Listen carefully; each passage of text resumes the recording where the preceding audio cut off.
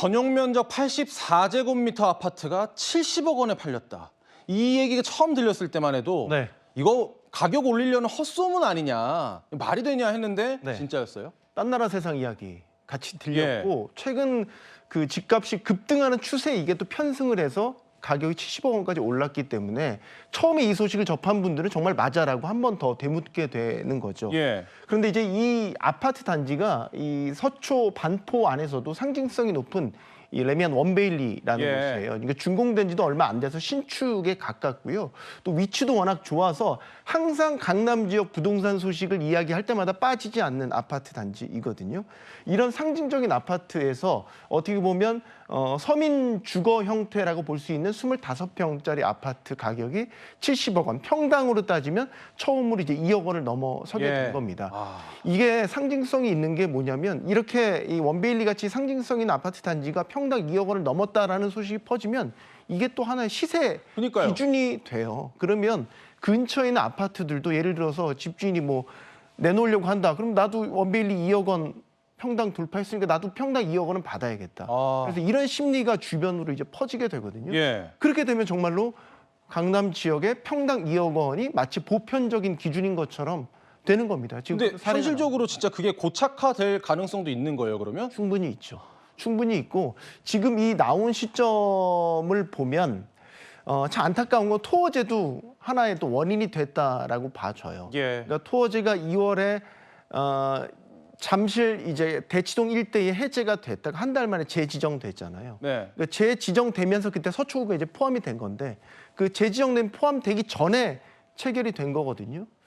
그러면 이거는 이제 일각에서 이런 분석도 가능하죠. 예를 들어서 잠실이나 이런 데 살던 분들이 토어제 해제로 인해서 집값이 많이 올랐으니까 빨리 팔고 여기에 자기 돈을 더 보태서 반포로 이전해야 되겠다. 예. 이런 수요가 여기에도 또 담겨 있을 것 아하. 같다라는 분석이 있거든요. 네. 하나의 사례가 나왔잖아요.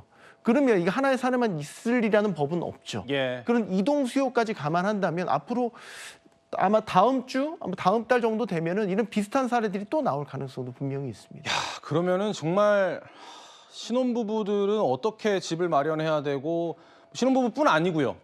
내 집 마련의 꿈이라는 건 이제 꿔볼 수도 없는 건가, 이런 절망감까지 들게 될 수 있을 것 같은데, 정부가요 무주택자들을 위해서 제도 도입에 나섰다고 합니다. 어떤 내용일지 들어보시죠.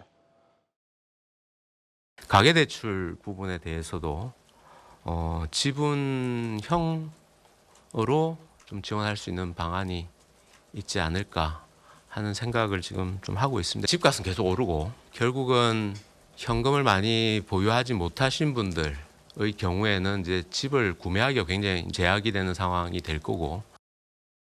지분형 주택담보대출을 검토하겠다. 이거 네. 구체적으로 어떤 내용일까요? 개념 자체는 복잡하진 않습니다. 그러니까 개인이 주택을 매수하는 과정에서 이제 정부 기관이 되겠죠. 지금 거론되는 것은 주택금융공사인데요. 예. 정부 기관이 지분 투자자로 참여를 하는 겁니다. 그러니까 주택 매수자 입장에서는 정부의 지분 투자를 받아서 집을 사는 개념인 거죠. 그러니까 정부랑 나랑 집을 공동으로 사는 거네요? 그렇죠. 어. 내가 만약에 매수하는 집을 주식회사라고 생각을 해본다면 정부가 일정 지분을 갖는 주주로서 참여한다 이렇게 생각하시면 예. 편할 것 같습니다. 그렇기 때문에 이제 정부와 소유권을 나눠 갖는 개념이고요.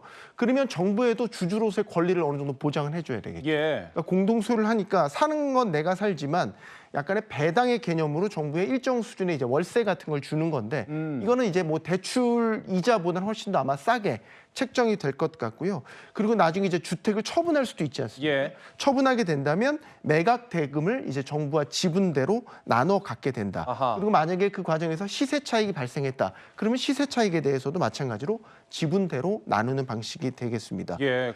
이게 예. 도입한 이유가 있어요. 예, 예. 그러니까 정부도 여기 고민을 한 게 뭐냐면 집이 값이 워낙 올랐는데 집을 살 때 대출을 우리가 너무 많이 받는 구조를 갖고 있다 보니까 대출 규제를 풀게 되면 가계부채가 너무 많이 늘어나게 되고 네. 그렇다고 대출을 규제하게 되면 실수요자들 입장에서는 집 사기가 어려워지니까 이러지도 못하고 저러지도 못하는 상황이라는 거죠. 그래서 정부가 금융 지원을 해줄 때 기존의 대출 형태가 아니라 지분 투자 형태로 해주면 매수자 입장에서는 부담도 덜고 가계부채도 늘지 않는 어떻게 보면 일석이조 효과를 노릴 수 있지 않을까 이런 예. 구상을 하고 있는 겁니다. 근데 과거에 박근혜 정부 당시에도 공유형 모기지가 추진됐다가 시장에 호응을 못 얻었잖아요. 네, 그렇습니다. 이번엔 다를까요?